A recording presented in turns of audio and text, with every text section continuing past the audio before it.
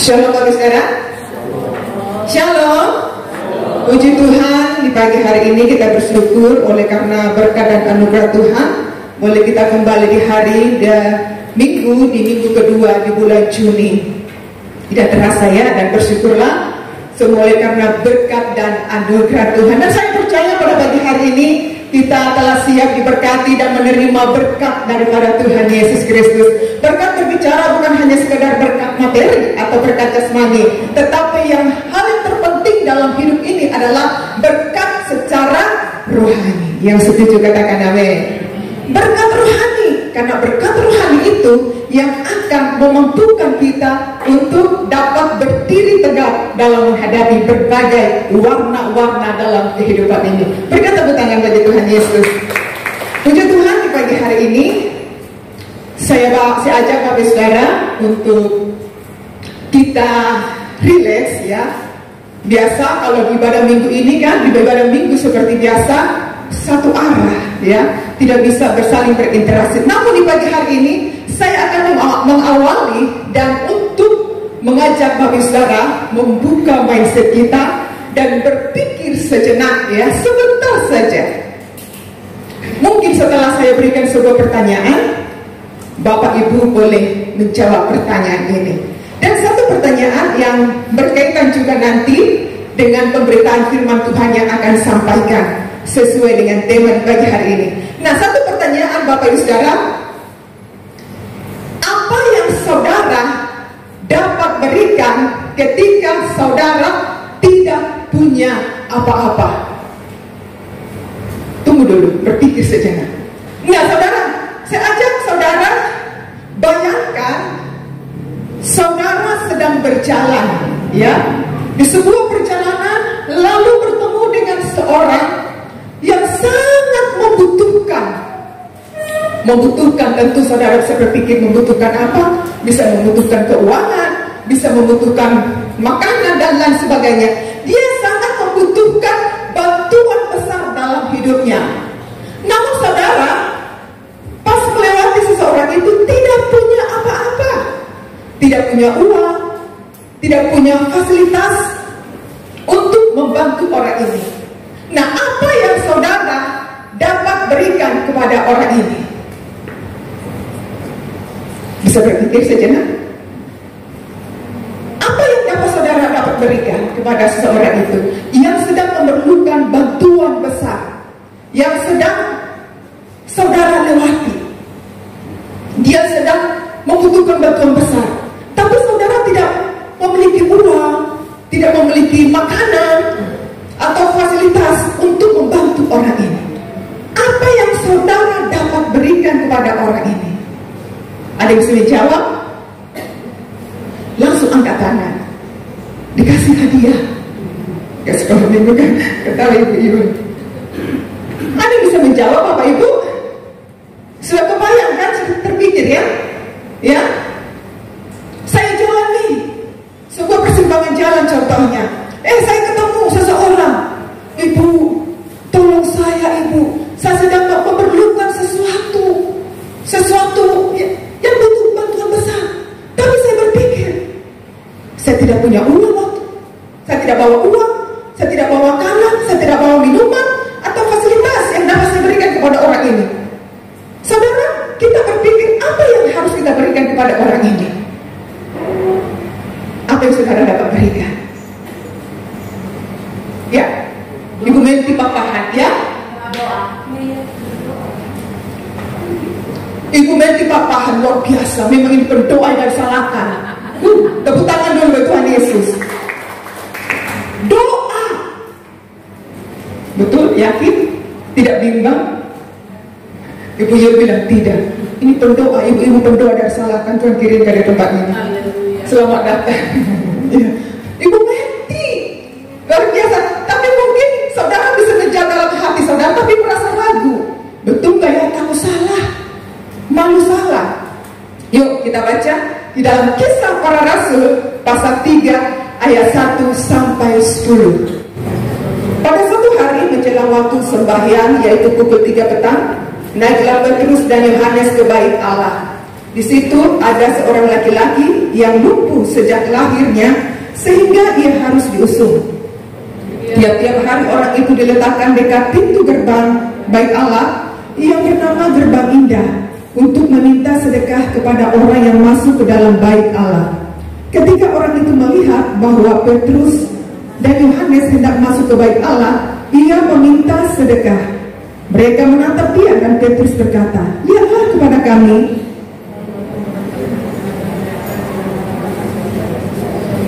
Tetapi Petrus berkata, "Emas dan perak tidak ada padaku, tetapi apa yang kupunyai kuberikan kepadamu. Demi nama Yesus Kristus, orang Nazaret itu, berjalanlah." Lalu ia memegang tangan orang itu dan membantu dia berdiri. Seketika itu juga kuatlah kaki dan mata kaki orang itu. Ia meloncat berdiri lalu berjalan kian kemari dan mengikuti mereka ke dalam bait Allah, berjalan dan melompat-lompat serta memuji Allah. Seluruh rakyat itu melihat dia berjalan sambil memuji Allah. Lalu mereka mengenal dia sebagai orang yang biasanya duduk meminta sedekah di gerbang indah bait Allah, sehingga mereka takjub dan tercengang tentang apa yang telah terjadi padanya. Puji Tuhan, ya. Kita membaca firman ini baru kita bisa berpikir, ya, dari pertanyaan tadi. Baik Bapak Ibu, dari pembacaan firman Tuhan ini saya berikan tema Power of Salvation, kuasa yang menyelamatkan lebih dari perak dan emas. Sedikit saja penjelasan di tema ini. Kuasa yang menyelamatkan berbicara tentang kuasa Allah bukan hanya sanggup menciptakan dan melakukan sebuah mujizat Bapak Ibu Saudara, tetapi yang paling penting sanggup menyelamatkan manusia dari dosa dan dari kehancuran. Keselamatan bukan hasil perbuatan dari seseorang.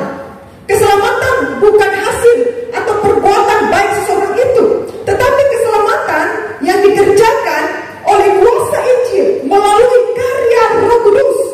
Kuasa ini tidak hanya menyelamatkan secara rohani, tapi dapat membebaskan, memulihkan, memerdekakan, dan memberi arah hidup yang baru.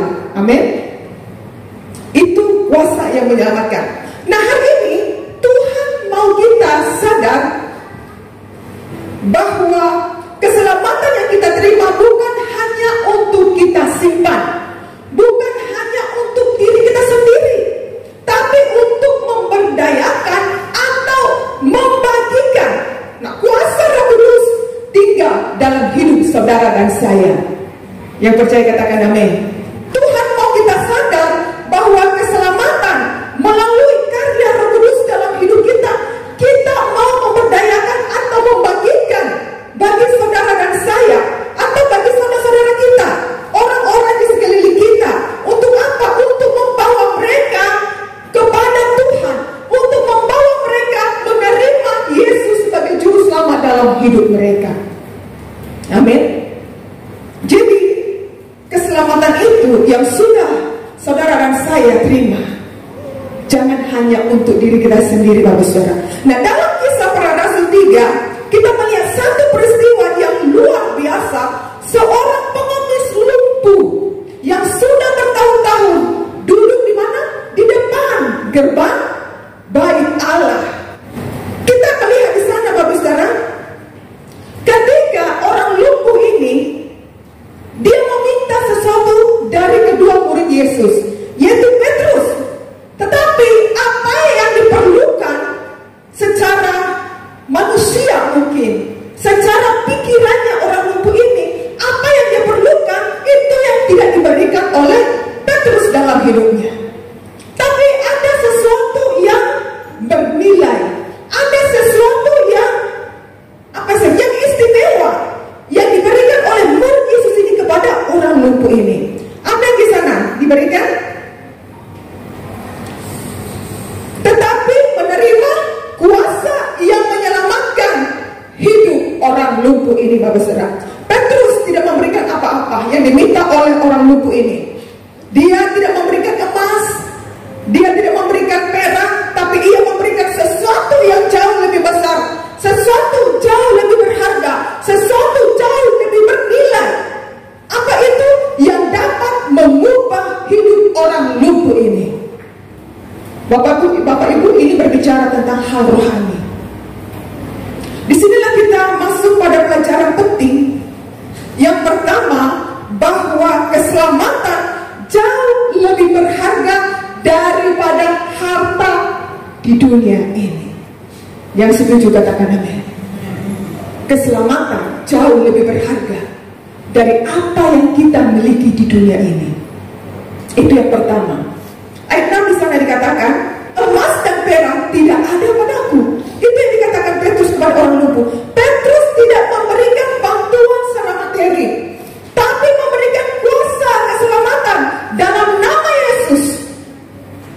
Ini berbicara keselamatan jauh lebih berharga, keselamatan jauh lebih bernilai dari apa yang kita miliki di dunia ini.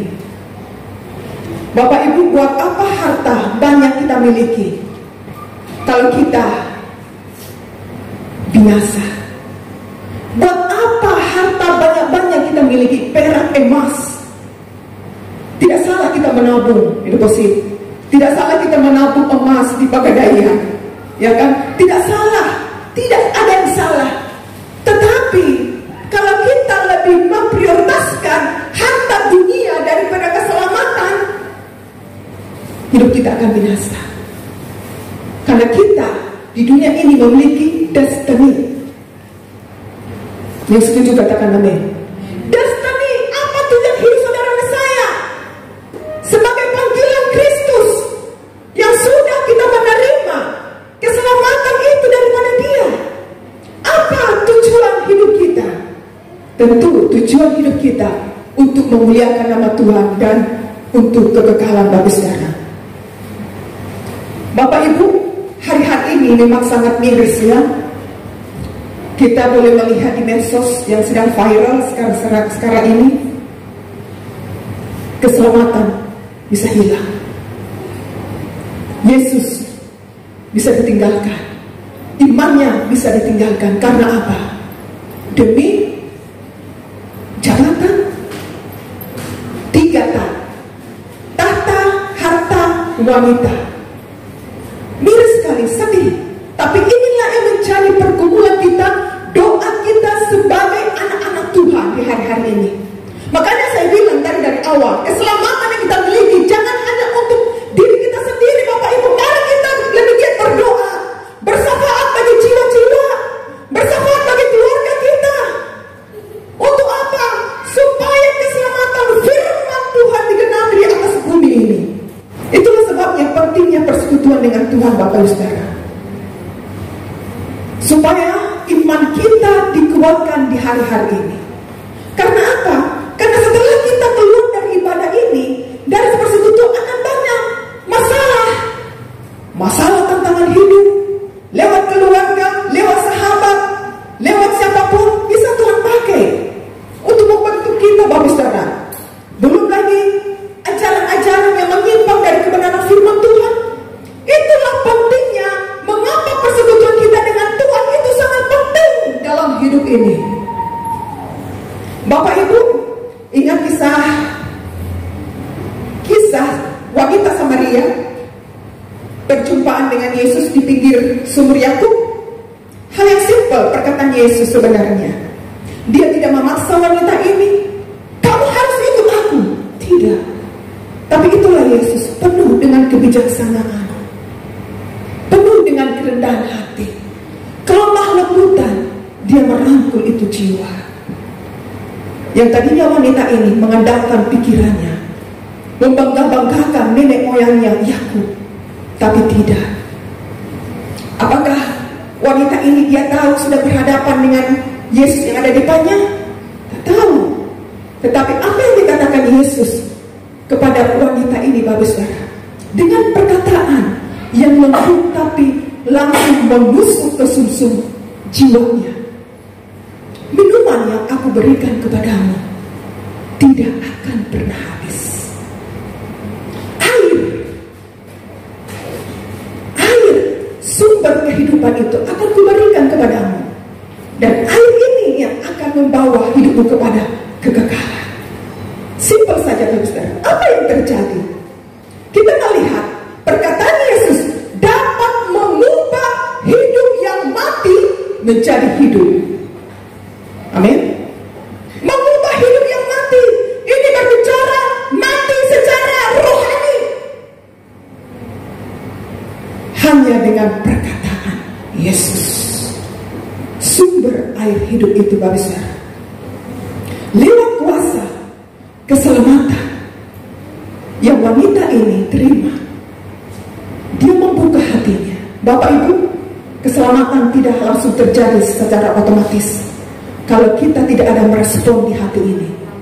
Berapa minggu yang lalu saya khotbahkan di kedalaman dengan Roh Kudus, dimulai dari hati kita dulu. Kita merespon, kita membuka hati, kita mengizinkan Roh Kudus tinggal dalam hati kita, maka engkau akan melihat sebuah perubahan terjadi dalam hidupmu. Inilah yang dialami oleh wanita Samaria. Dia membuka hati, dan lewat power of salvation, kuasa yang menyelamatkan itu mengubah hidupnya, mengubah mindsetnya, mengubah cara pandangnya. Lalu apa yang terjadi?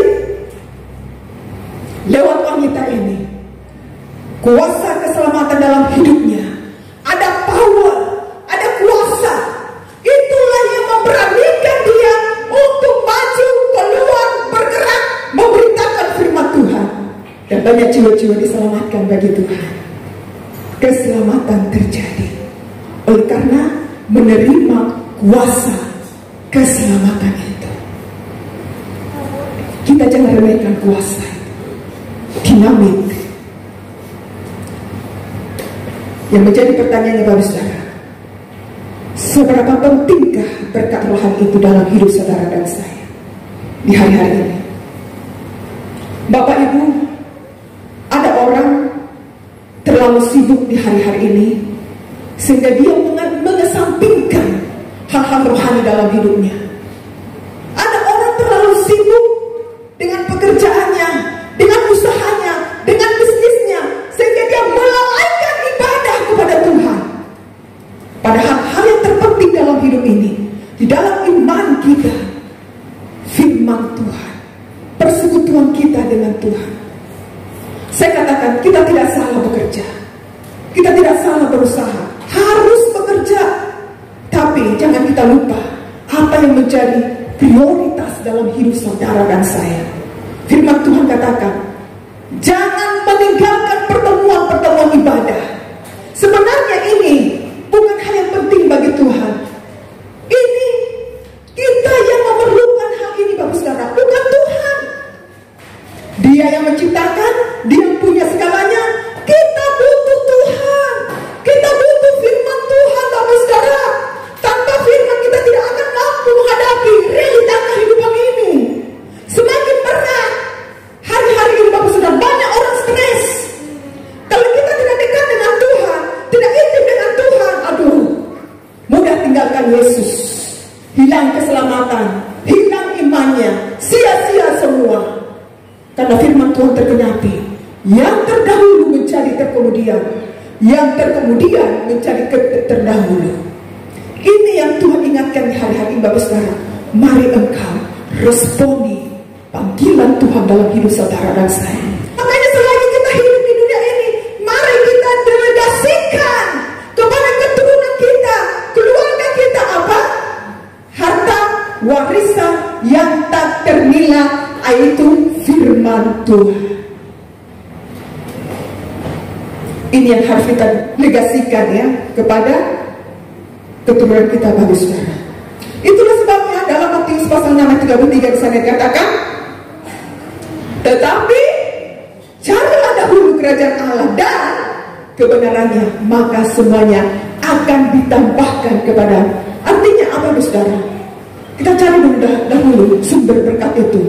Bukan berarti kita tidak perlu mencari, bekerja, tidak. Tapi kita utamakan Tuhan sumber berkat. Itu berkat-berkat akan mengikuti. Artinya itu bonus yang Tuhan berikan bagi saudara dan saya. Kita harus bertindak, beriman dan bertindak jangan lupa sumber berkat di dalam hidup saudara dan saya. Ini berbicara prioritas. Yang kedua, kuasa Roh Kudus mengaktifkan Injil secara nyata. Ayat 6 bagian B. Tetapi apa yang kupunyai itu kuberikan kepadamu. Setelah dipenuhi Roh Kudus, ya, murid-murid Yesus dalam penantian lidah-lidah api di loteng Yerusalem, mereka menerima lidah-lidah api, yaitu berbicara kuasa Roh Kudus. Petrus tersadar, oh, saya menerima kuasa Roh Kudus. Jadi dia mendemonstrasikan kuasa itu dalam hidupnya kepada orang lumpuh ini, Bapak Saudara. Jadi Injil yang dibawa, yang disampaikan oleh Petrus, penuh dengan kuasa, penuh dengan otoritas Tuhan dalam hidupnya. Ada keberanian yang kuat dari dalam diri mereka untuk menyampaikan Injil itu kepada orang lumpuh ini. Bapak Ibu, satu ketika, saya belum pernah saksikan ini ya, tahun lalu, satu ketika Tuhan izinkan saya untuk ke pulau.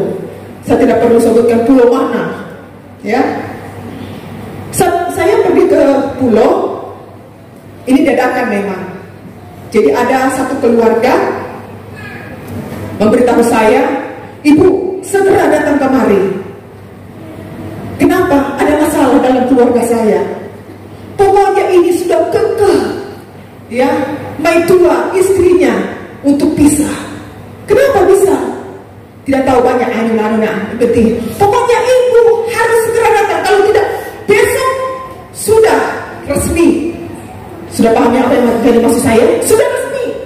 Besok, oh Tuhan, saya bergumul. Saya bergumul besok. Saya berbilang sama saya, Tuhan, apakah saya bisa? Ini pikiran logika secara manusia, jujur. Tuhan, saya tidak ada apa-apanya. Saya datang berdoa kepada Tuhan. Tuhan, saya tidak ada apa-apanya. Bagaimana nanti kalau saya di sana tidak berhasil? Bagaimana nanti kalau saya ditolak? Bagaimana tapi itulah Tuhan ingatkan saya. Lihat Daud, Raja Daud, sekalipun manusia menganggap kecil, mengecilkan dia di pemandangan mata-mata manusia, tapi lihat apa yang dilakukan oleh Raja Daud. Bukan dengan secara fisiknya, tetapi ada power, ada roh yang luar biasa yang memberanikan Raja Daud untuk melawan besarnya musuh Goliat yang ada di depannya. Apa yang terjadi? Maka Raja Daud yang menang. Ya Tuhan, tak, saya langsung, ya, besok saya langsung berangkat, suami saya langsung beli tiket. Singkat cerita, saya ke sana. Jujur, sampai malam, ya, malam di sana, saya berdoa. Saya tidur hanya 3 jam, karena saya berdoa di kamar sendiri, Tuhan. Tapi memang ini kalau kita tidak kuat dalam doa, betul-betul persiapan akan ada serangan balik. Tiba-tiba langsung semacam tidak bisa ngapa-ngapain itu. Dibilang setengah tidur, setengah sadar. Tidak Tuhan, saya langsung serap pujian penyembah. Pagi-pagi saya harus tuntaskan ini Tuhan, apa yang menjadi tugas saya ke sini. Saya kasih duduk mereka berdua. Bagaimana ini dan itu. Saya tidak berpihak kepada satu pihak. Saya harus di tengah Bapak Saudara. Saya berikan firman Tuhan. Jadi ini mengeras. Kalau saya manusia pusing kepala berarti. Tapi tidak. Kalau saya katakan iya, tidak. Karena firman Tuhan tidak bisa kompromi. Apa yang dipersatukan oleh firman Tuhan tidak bisa dipisahkan oleh manusia. Yang satu bilang, yang dulu. Hei, stop yang dulu. Jangan ingat dulu. Sekarang, lihat yang sekarang. Pandang ke depan. Kalau mau hidupmu yang dulu, kau hidup dalam kegagalan. Tapi singkat cerita, Bapak Saudara, dengan kuasa Tuhan bekerja, kuasa Roh Kudus bekerja dalam hidup saudara dan saya. Waktu itu, disitulah hadirat Tuhan luar biasa memenuhi rumah itu, Bapak Saudara. Apa yang terjadi? Pemulihan, kelepasan terjadi. Dan pada akhirnya, Bapak Saudara, keluarga ini diberkati oleh Tuhan. Saya katakan, mau keluargamu diberkati oleh Tuhan, mau usahamu diberkati oleh Tuhan, punya kesatuan, punya kesehatian. Di dalam kelemahan, pasti keduanya ada kelemahan, ada kekerasan, ada keegoisan. Tapi tanggalkan semua. Api dengan api tidak akan bisa bertemu, tapi api dengan air bisa memadamkan api. punya kerendahan hati. Ingat anak-anak, masa depan mereka masih panjang. Saya kasih firman Tuhan, puji Tuhan. Sampai sekarang Tuhan berkati usaha mereka. Luar biasa. Dan satu cerita lagi kesaksian. Di Luwuk sini, bukan jemaah sini. Dipanggil lagi, ada seorang ibu, saya tidak perlu sebutkan. Sudah agak lama pendarahan, Bapak Saudara. Saya ingat ini pendarahan, wanita pendarahan, tapi 12 tahun lebih lama yang di Alkitab, Bapak Saudara. Dia mengalami pendarahan, sempat kami besuk dengan suami ke rumah sakit. Dia sudah pucat, dia lemah, saya terus follow up. Dia bilang masih pendarahan. Semacam saya gerakkan, boleh saya datang ke rumah? Boleh. Tapi yang tadinya tujuan saya untuk mendoakan ibu ini dari pendarahannya supaya Tuhan tolong mengalami mujizat Tuhan. Tapi Roh Kudus semacam ingatkan, ini kesempatan untuk memulihkan keluarga mereka. Karena kedua ini juga berkeras. Yang satu selingkuh, DP suami. Tuhan bagaimana? Saya secara fisik, Bapak Saudara, kalau saya balik secara jasmani, Tuhan saya tidak ada apa-apanya. Jangan saya nanti ditolak. Tidak, maju. Disitulah berjam-jam, Bapak Saudara, 4 jam. Memang perjuangan. Kalau keras dengan keras, tapi kalau Roh Kudus sudah bekerja, yang keras menjadi lembut. Puji Tuhan, apa yang terjadi? Singkat cerita, Bapak Saudara. Kalau ada CCTV itu bisa ditayang, kamu lihat ini, kamu berjuang, jangan pulang lagi ya, bertobat.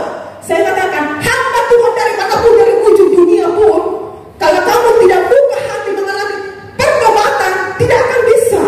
Dimulai dari hatimu, mau bertobat, mau berubah, Tuhan akan pulihkan keluargamu. Ada pengakuan, ada pengampunan, dan ada saling mengasihi, saling memeluk, saling merangkul. Wow, luar biasa. Kita nyanyikan satu pujian, bukan satu pujian menutup firman, maksudnya waktu itu, iya, mengalir kuasa Roh Kudus, mengalir hadirat Tuhan. Luar biasa sukacita. Puji Tuhan dia sehat sampai sekarang ini. Keluarganya Tuhan berkati. Artinya Bapak Saudara, ketika ada power of salvation, kuasa yang menyelamatkan, kuasa Roh Kudus dalam hidup saudara dan saya, itu yang memampukan saudara dan saya untuk kuat berdiri, berani untuk memberitakan Injil Tuhan. Ada berita Injil, penginjil di sini Pastor David. Ya kalau bukan dengan kuasa Roh Kudus, kita tidak akan berani untuk menyampaikan kebenaran firman Tuhan, untuk membawa jiwa-jiwa untuk hormat kemuliaan nama Tuhan. Berikan tepuk tangan bagi Tuhan Yesus Kristus. Yang terakhir, Bapak Saudara, iman yang disertai dengan tindakan menghasilkan sebuah mujizat. Ayat 7 bagian A. Lalu ia memegang tangan kanan orang itu dan membantu dia berdiri. Ini tindakan dari Petrus. Ada respon dari orang yang lumpuh. Petrus tidak hanya berkata, tapi mengulurkan tangannya dan bertindak. Iman yang harus disertai tindakan profetik, maka mujizat terjadi. Yang Kolose 2:26 sana dikatakan, sebab seperti tubuh tanpa roh akan mati, demikian juga iman tanpa perbuatan adalah mati. Jadi sejalan, Bapak Saudara. Nah, karena kita berdoa begini sama Tuhan, Tuhan, ayo dong bergerak, tolong dong saya. Tapi Tuhan sedang menunggu untuk kita bertindak, untuk kita bergerak, Bapak Saudara. Jadi kadang begini, kita melangkah dengan iman, Tuhan akan sertai saudara saya. Nah, kadang kita berdoa begini, Tuhan, berikan saya pekerjaan. Tapi kita hanya duduk bangku kaki di rumah, duduk manis, tidak akan mendapatkan pekerjaan kalau kita tidak memulai keluar untuk bertindak, kasih lamaran sana sini dan lain sebagainya. Amin. Anak muda, jika masa depanmu, studimu mau berhasil dan sukses, tapi engkau malas belajar, malas berdoa, jangan mimpi, bro. Masih ada yang anak muda yang mau sekolah di sini? Oh, masih ada ini, pelayan banget. Kalau engkau malas berdoa, ya, malas belajar, itu hanya hayalan, mimpi. Rajin belajar, rajin berdoa, hormat kepada orang tua dan terlebih hormat kepada Tuhan. Lihat masa depanmu, Tuhan akan berkati. Kelucuran, keberhasilan akan menyertai hidup anak-anak muda. Anak-anak muda katakan amin. Amin. Yang masih jomblo, Tuhan kirimkan saya jodoh. Tapi kalau hanya duduk-duduk, hey, pakai medsos. Tapi berhikmat, minta tuntunan Tuhan, jangan tertipu. Kalau di medsos ini banyak tipu-tipunya, Bapak Saudara. Yang jerawat jadi glowing. Berdoa minta hikmat Tuhan. Tapi saya bersyukur ketemu suami saya di rumah doa. Haleluya. Iya.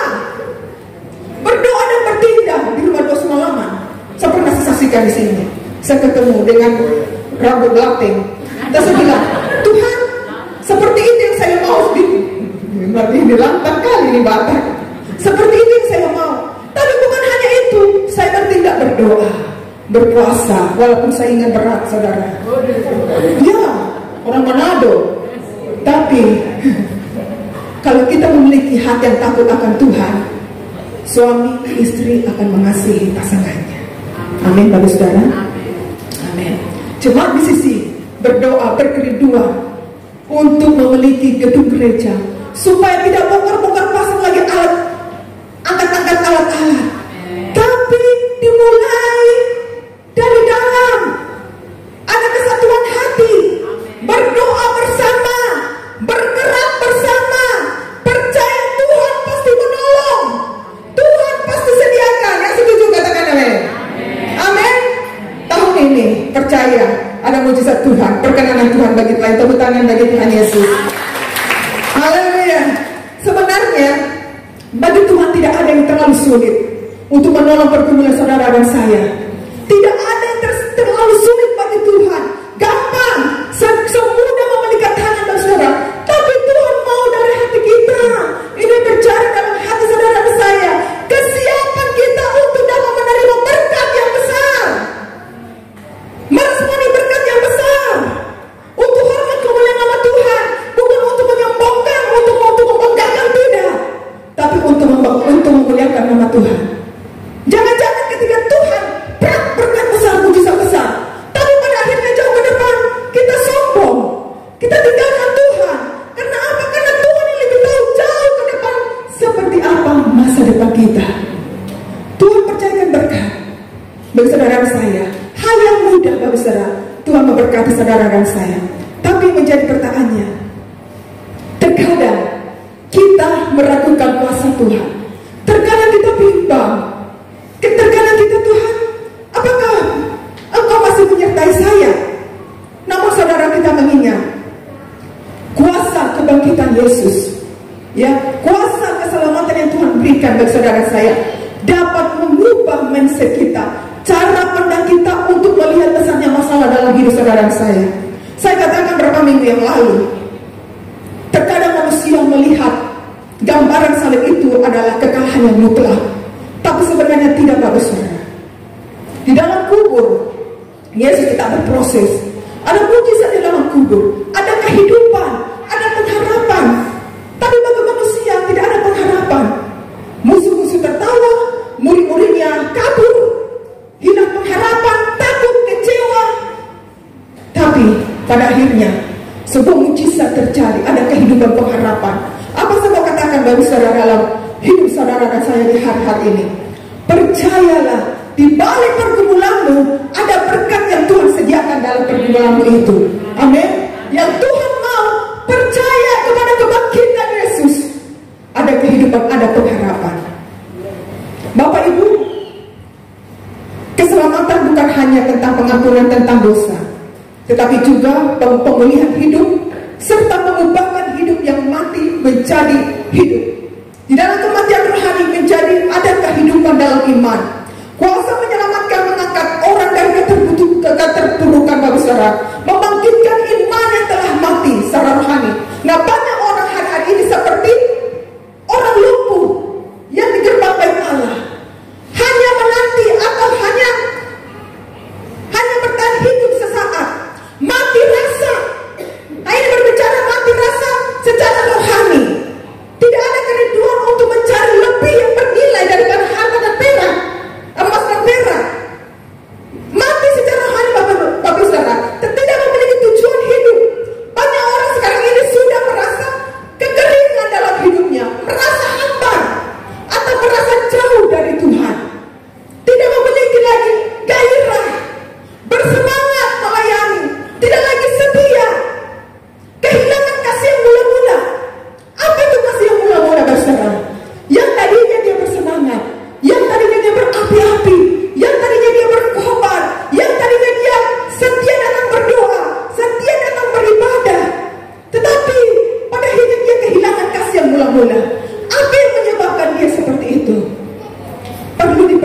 pertanyakan saudara, apakah hubungannya sudah jauh dari Tuhan? Saat ini Bapak Saudara, jika engkau ada mengalami hal-hal ini, engkau datang kepada Tuhan bertobat, berdamai dengan Tuhan, minta kuasa Roh Kudus untuk mengobarkan kembali api itu dalam rohmu. Minta kuasa Roh Kudus membaharui hati ini. Baharui hatiku Roh Kudus, penuhi hatiku. Aku mau lagi berkobar-kobar, bergairah lagi melayani pekerjaan Tuhan, setia datang beribadah kepada Tuhan. Tuhan akan memberikan kepadamu. Amin. Tepuk tangan bagi Tuhan Yesus. Jika engkau mengalami hal ini, kau datang kepada Tuhan. Saya undang untuk tim PW maju ke depan. Renungkan kepada firman Tuhan pada pagi hari ini. Jika engkau sudah mulai mengalami kesuaman dalam hatimu, tidak ada lagi rasa, tidak ada lagi kerinduan untuk datang kepada Tuhan, engkau datang kepada Tuhan. Karena dalam hadirat Tuhan, ketika engkau membuka hati dalam hadirat Tuhan, Dia akan membaharui hatimu. Dia akan memulihkan hatimu kembali kepada panggilan Kristus. Tetap jalin hubunganmu dengan Tuhan. Apa yang membuat engkau saat ini berkurang untuk datang berdoa kepada Tuhan? Saya tidak tahu. Apa yang membuat hatimu semacam tawar untuk datang bersekutu dengan Tuhan? Apa mungkin dengan banyaknya pergumulan, persoalan yang kau hadapi? Saya tidak tahu. Tapi saat ini, minta kuasa Roh Kudus, baharui hatiku, berikan saya hati yang baru. Roh Kudus, bangkitkan kembali gairah itu, bersemangat kembali. Jangan fokuskan pandangan kepada besarnya masalah yang kau hadapi. Itu yang akan menghalangi hubunganmu dengan Tuhan. Mungkin engkau mengalami sedikit penurunan dalam usahamu.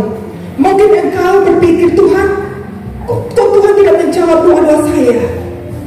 Tapi Tuhan mau saat ini perdekat hubunganmu dengan Tuhan. Bukan hal yang sulit, Tuhan akan menolongmu keluar dari masalahmu. Tetapi yang mencari persoalannya adalah baharui hubunganmu dengan Tuhan. Dia akan menolongmu dan memberkati kehidupan. Kita naikkan pujian ini, kuasa nyata dalam kehidupan.